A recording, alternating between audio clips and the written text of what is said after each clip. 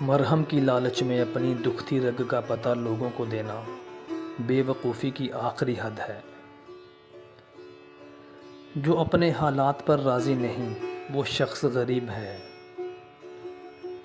جس کی خواہش اس کے حاصل سے زیادہ ہے وہ بھی غریب ہے۔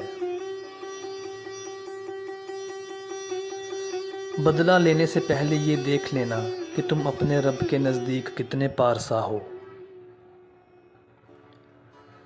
زمانے نے عجیب پلٹا کھایا ہے۔ پہلے لوگ عبادت چھپ کر کرتے تھے کہ کہیں شہرت نہ ہو جائے، اور اب اس لیے چھپ کر عبادت کرتے ہیں کہ کہیں لوگ مذاق نہ اڑائیں۔ اپنے دشمنوں کو اپنی کامیابی سے مارو اور مسکراہٹ سے دفناؤ۔ آہستہ آہستہ ترقی کرنے سے مت گھبراؤ، بلکہ بت کی طرح کھڑے رہنے سے ڈرو۔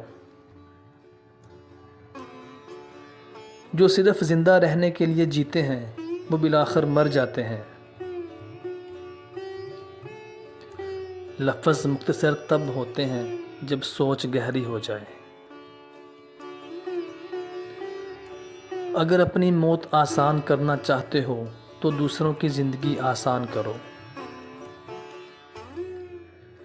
جس انسان کو سال بھر کوئی رنج کوئی تکلیف نہ پہنچے تو سمجھ جائے کہ اس کا رب اس سے ناراض ہے۔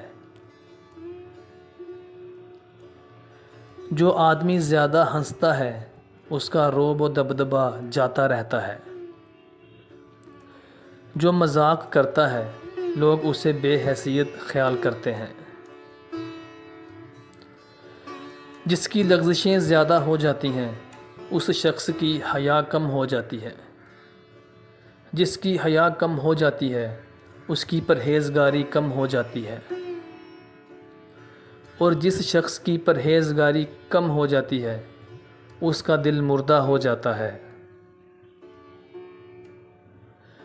3 چیزیں محبت بڑھانے کا موجب ہے: سلام کہنا، دوسروں کے لیے مجلس میں جگہ خالی کرنا، بہترین نام سے پکارنا۔ تعجب ہے اس شخص پر جو موت کو برحق سمجھتا ہے اور پھر ہنستا ہے۔